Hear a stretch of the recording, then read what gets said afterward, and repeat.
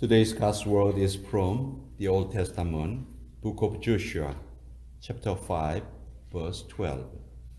오늘 하나님이 주시는 말씀, 구약성경 여호수아서 5장 12절의 말씀입니다. 우리 하나님의 말씀을 같이 받들어 읽도록 하겠습니다. 시작. 또 그 땅에 소산물을 먹은 다음 날에 만나가 그쳤으니 이스라엘 사람들이 다시는 만나를 얻지 못하였고 그 해 가나안 땅에 소출을 먹었더라. 하나님의 말씀입니다. 아멘. 우리 같이 기도하겠습니다. 아버지, 오늘 이 시간 사람의 말과 사람의 생각이 아닌 하늘의 지혜만이 선포되길 바랍니다. 우리의 단단해진 마음의 굳은 살을 다 도려내 주시고 그 자리를 말씀으로 채워주시되 풍성히 채워주시옵소서. 예수님의 이름으로 기도합니다. 아멘. 자, 야구를 잘 모르는 분들도 한 번쯤은 들어보신 말이 있습니다. 무슨 말이냐 하면 끝날 때까지는 끝난 것이 아니다. It ain't over till it's over. 발음 괜찮았어요? 이 말을 한 사람은 뉴욕 양키스의 아주 전설적인 포수 요기 베라 이분이 이 말을 했는데요. 이분은 2015년에 돌아가셨어요. 근데 이분이 코치로서는 3번 그리고 선수로서는 10번 모두 13번이나 월드 시리즈 우승을 차지했던 분이에요. 여러분은 내 일이 아니라고 별로 안 놀라시지만 정말 대단한 기록입니다. 여러분, 미국의 지금 모든 프로야구 선수들이요 평생 단 한 번만이라도 해봤으면 하고 바라는 것이 월드 시리즈에서 우승하는 거거든요. 근데 이분은 그걸 13번이나 해봤으니 정말 대단한 분이죠. 이분이 1973년도에 선수로서 아주 화려하게 은퇴를 하고 감독이 됐어요. 근데 이분이 맡은 그 팀이 시즌 중반까지 너무 성적이 안 좋은 거예요. 그래서 얼마나 안 좋았는지 요기베라가 곧 감독에서 해임될 것이다. 그런 소문까지 돌았습니다. 그때 이제 야구 담당 기자가 찾아와서 물어본 거예요. 요기, 이제 다 끝난 거예요? 여기서 끝이에요? 이렇게 물어봤어요. 그랬더니 그때 그 기자의 질문에 이분이 한 그 명답이 바로 이 말이에요. 끝날 때까지는 끝난 것이 아닙니다. 실제로 그 해예요. 시즌 중반까지는 꼴찌였는데요. 막판에 주심을 내서 월드 시리즈에 나가지 못했지만 디비전 시리즈에서 우승을 차지했어요. 끝날 때까지는 끝날 것이 아니다 하는 이 말은 정말 우리 신앙인들에게도 너무 도움이 되는 유익한 말이라고 좀 생각이 됩니다. 우리 옆에 분들하고 이렇게 말씀을 해주세요. 아직 안 끝났습니다. 우리 인생 아직 안 끝났어요. 아직 안 끝났어요. 많이 남았습니다. 성경을 보면 하나님께서는 사람이 미래를 아는 것을 허락하지 않으셨어요. 전도서 3장 11절에 보면 하나님이 하시는 일의 시종을 사람으로 측량할 수 없게 하셨도다. 이렇게 성경이 말씀합니다. 그래서 우리는 내일 일을 모르는 거예요. 모르기 때문에 끝날 때까지는 결코 낙심해서는 안 되는 것입니다. 오늘 본문 말씀의 배경은 만나가 그친 사건이에요. 여러분, 이스라엘 백성들이 만나를 얼마나 먹었죠? 얼마 동안 먹었죠? 40년 동안을 먹었습니다. 그래서 광야 생활 40년 동안에 농사를 지을 수 없었던 그 광야에서 살 수 있었던 이유가 이 만나 때문이에요. 그런데 그 수백만 명의 사람들이 그렇게 오랫동안 먹었던 만나가 딱 그친 거예요. 만나는 거 하나님이 주신 양식이잖아요. 만나는 아침에 이슬이 마른 후에 땅 위에 이렇게 쌓였거든요. 처음 만나를 봤을 때 이스라엘 백성들이 너무 신기해서 야, 신기하다. 이게 뭐냐? 이렇게 서로 물어봤어요. 그래서 그 이름이 만나가 된 거예요. 히브리 말로 이게 뭐냐? 이게 만나. 이거 만나. 이게 뭐야? 그래서 아무도 모르니까 그냥 만나라고 하자. 그래서 그 이름이 만나가 되었어요. 만나는 낮에 내리는 것이 아니고 이스라엘 백성들이 한참 자고 있는 새벽에 내렸습니다. 여러분 이건 뭘 말해주는 거냐 하면 하나님의 은총은 우리가 깨닫지 못하는 사이에도 계속 우리의 삶에 부어지고 있다 하는 그 말이에요.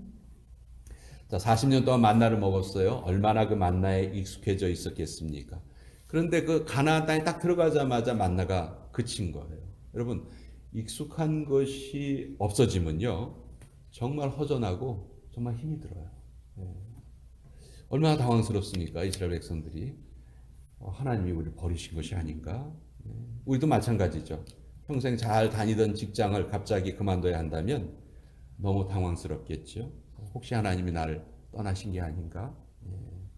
그렇지만 우리는 오늘 본문의 말씀을 통해서 다시 한번 새로운 깨달음과 힘을 얻을 수가 있습니다. 왜냐하면 하나님은 이미 만나 대신에 다른 것을 준비해 두셨거든요.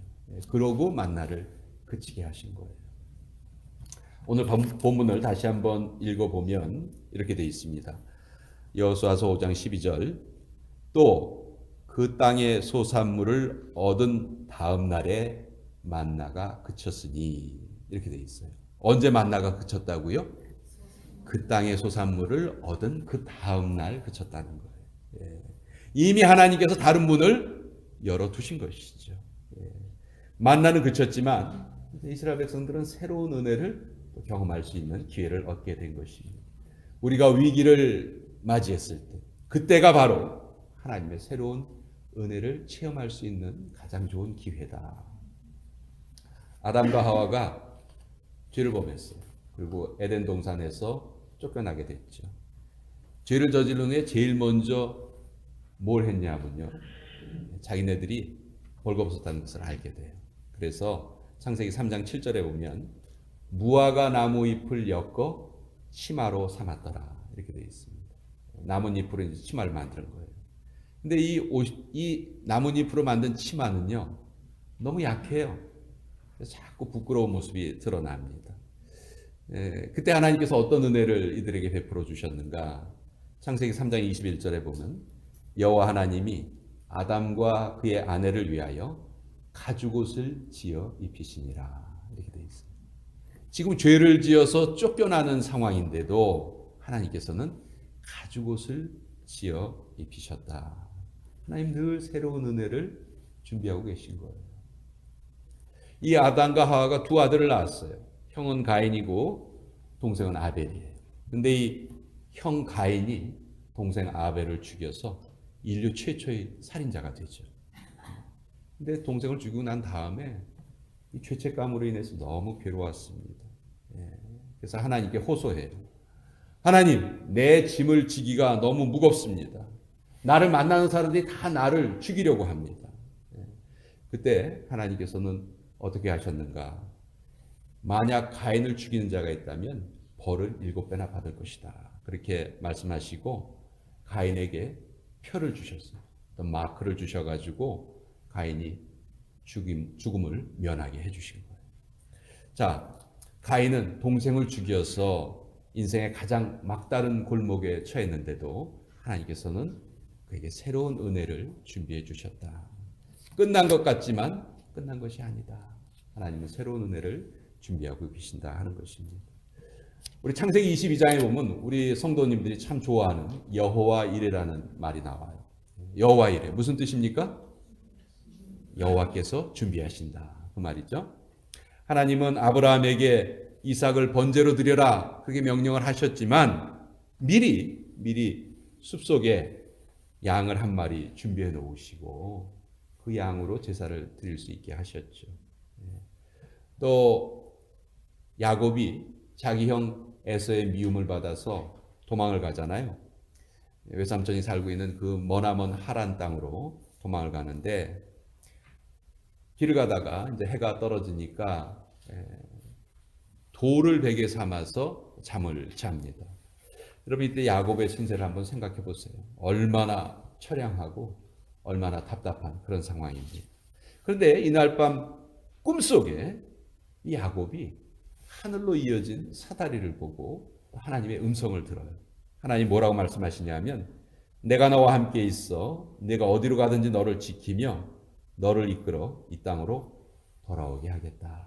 하나님이 이렇게 말씀을 해주시는 거예요. 야곱이 이제 잠에서 깨서 이 꿈을 기억을 하고 자기가 베개로 삼았던 그 돌을 세웁니다.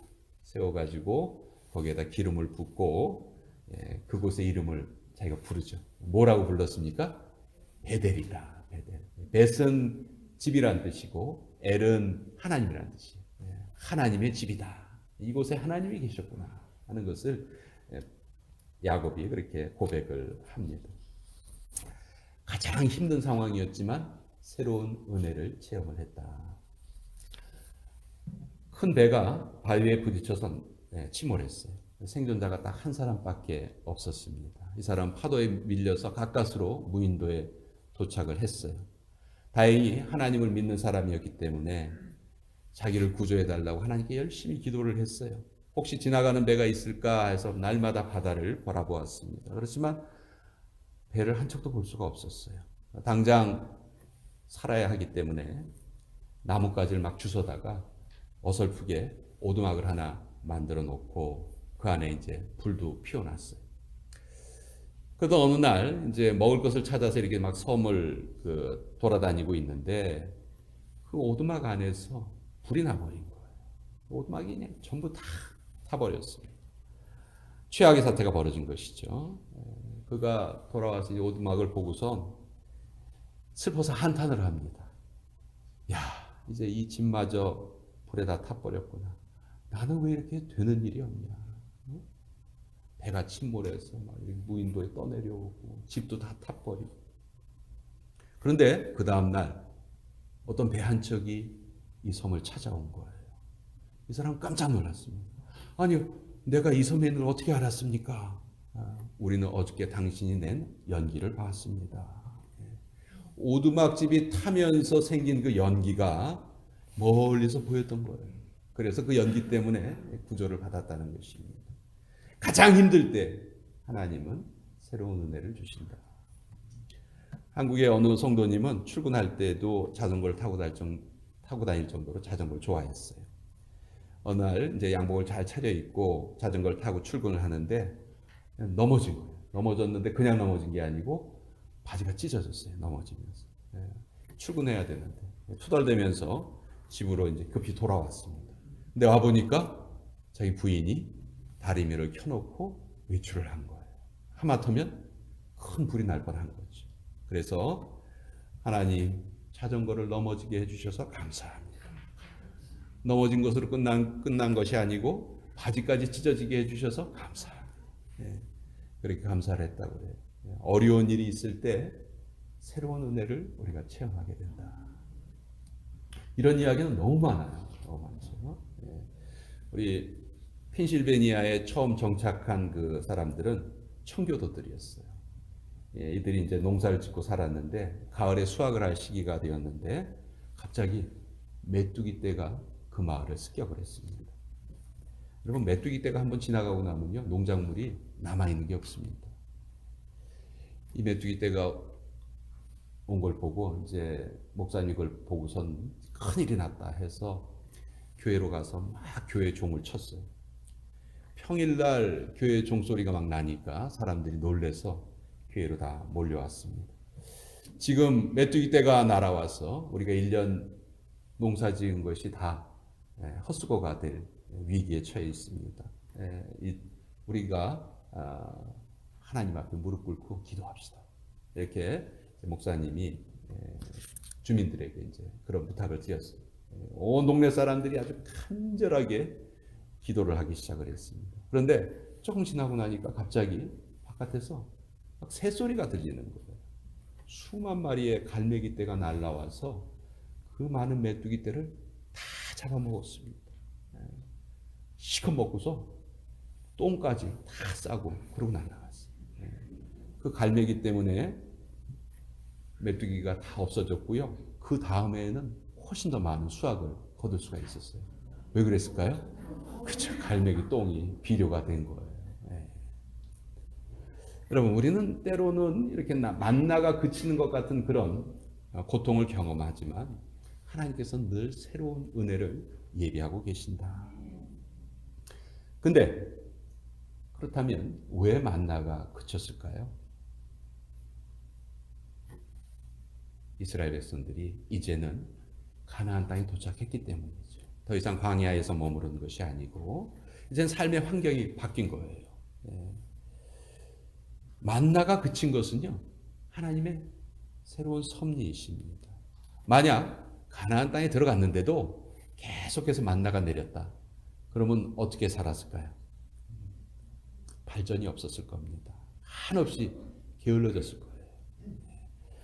하나님은 우리가 힘써 일하고 거기에 합당한 그 대가를 먹도록 하는 것이 하나님의 뜻이에요. 그래서 하나님께서는 광야와 같은 아주 특별한 상황에서는 만나를 내려주셨지만 이제 일반적인 상황에서는 그 만나를 거두어 들이신 것이죠. 결코 이것은 회보가 아니고 하나님의 섭리일 뿐이다. 만나의 중단이 오히려 더 큰 축복을 향해서 나아가는 그런 계기가 되었다는 것입니다. 축복이 중단된 것이 아니고요, 이스라엘 백성들에게 일할 능력이 있다는 것을 하나님이 인정을 해주신 거예요. 이제 가나안 땅에서 이스라엘 백성들은 그저 하늘에서 내리는 것을 받아먹는 그런 어린아이와 같은 그런 삶을 사는 것이 아니고 이제 자기네들이 스스로 일해서 농사를 짓고 열매를 거두어 먹는 그런 성숙한 모습으로 이제 바뀌어 간 것이죠. 바로 그래서 만나가 그쳤던 것입니다. 여러분, 우리의 환경이 바뀌어도 하나님의 공급은 계속 이루어집니다. 전과 다른 방법으로 이제 우리의 필요를 하나님께서 채워주실 거예요. 하나님은 아주 다양한 방법으로 우리들을 보살펴 주시고 또 우리에게 필요한 것을 공급을 해주세요. 왜요? 우리는 하나님의 자녀이기 때문에 그렇습니다. 자녀들이 필요한 것이 생길 때 부모는 당연히 그 필요를 채워주죠. 우리는 하나님을 아버지라고 부르는 존재들이에요.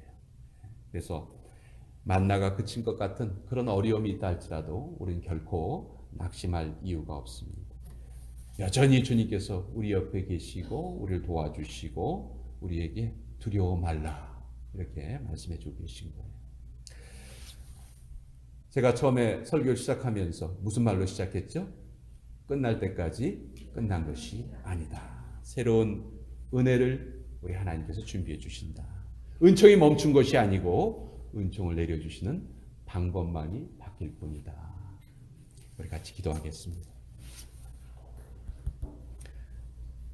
아버지 하나님, 이스라엘 백성들이 40년 동안 먹던 만나가 그쳤지만 이미 하나님께서는 새로운 은혜를 준비하고 계셨습니다. 그 하나님께서 오늘 우리의 아버지이십니다. 우리의 삶에 은총이 멈춘 것이 아니고 은총을 내려주시는 방법만이 바뀐 것뿐입니다. 아버지 하나님, 이에 대한 온전한 믿음과 확신으로 남은 생애를 살게 하여 주시옵소서. 예수님의 이름으로 기도합니다. 아멘.